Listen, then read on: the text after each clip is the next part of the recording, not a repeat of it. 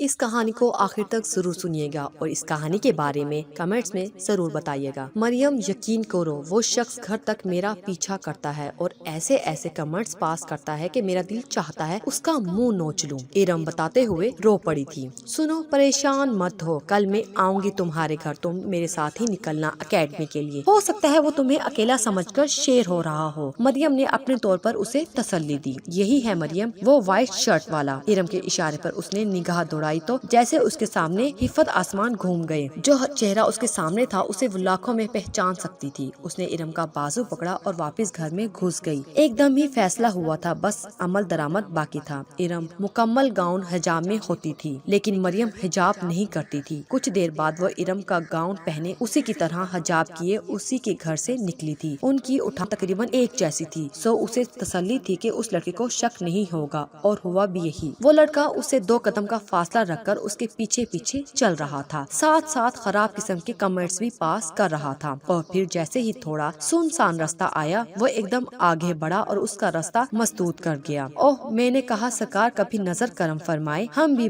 پڑے ہیں راہوں میں۔ وہ عجیب گھٹیا نگاہوں سے اسے دیکھ رہا تھا۔ مریم ضبط کی انتہاؤں پر تھی، سائڈ پر ہو کے اس کے پاس سے گزر گئی۔ ابھی ایک قدم بھی نہ بڑھا پائی تھی کہ کمال جرأت سے اس کا ہاتھ تھام لیا گیا۔ وہ اپنی جگہ پر منجمد ہوئی تھی۔ کیا بات ہے جناب، آج تو تیور ہی بدلے ہوئے ہیں، نہ کوئی تلخ بات نہ کوئی سخت نگاہ، خیر تو ہے نا؟ بدلے بدلے سے میرے سرکار نظر آتے ہیں، وہ اس کے کان کے پاس بولتا خباثت سے ہنسا تھا۔ وہ جان بوجھ کے اس رستے پر گامزن تھی جو بہت کم استعمال ہوتا تھا۔ ذرا چہرہ تک کراؤ میری جان۔ اس کا چپ رہنا اس کے حوصلے بلند کر رہا تھا۔ اس نے نقاب ہٹانے کے لیے ہاتھ بڑھایا۔ مریم ٹس سے مس نہ ہوئی، وہ تو چاہتی یہی تھی۔ پھر لمحوں کا کھیل ہوا تھا۔ اس کا نقاب ہٹا اور اس کے 14 تپ روشن ہوئے تھے۔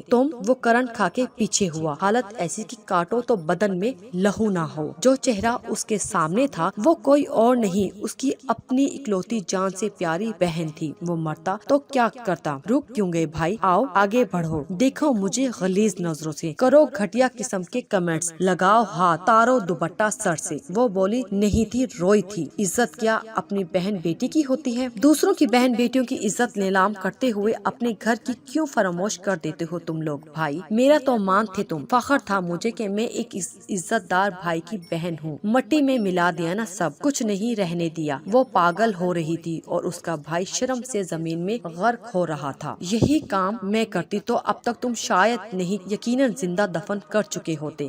مجھے بتاؤ میں کیا کروں، کہاں جاؤں، کون سا در کھٹکھٹاؤں جو مجھے میرا وہ بھائی لوٹا دے جو میرا مان تھا، فخر تھا، غرور تھا۔ وہ پھوٹ پھوٹ کے رو رہی تھی اور وہ اٹھا شکستے قدم اٹھاتا اسے دور ہوتا گیا، اس کی نظر سے بھی اور شاید اس کے دل سے بھی۔ ہمارے اس ویڈیو کو لائک کیجیے، شیئر کیجیے اور پلیز دیا انفو کو ضرور سبسکرائب کیجیے۔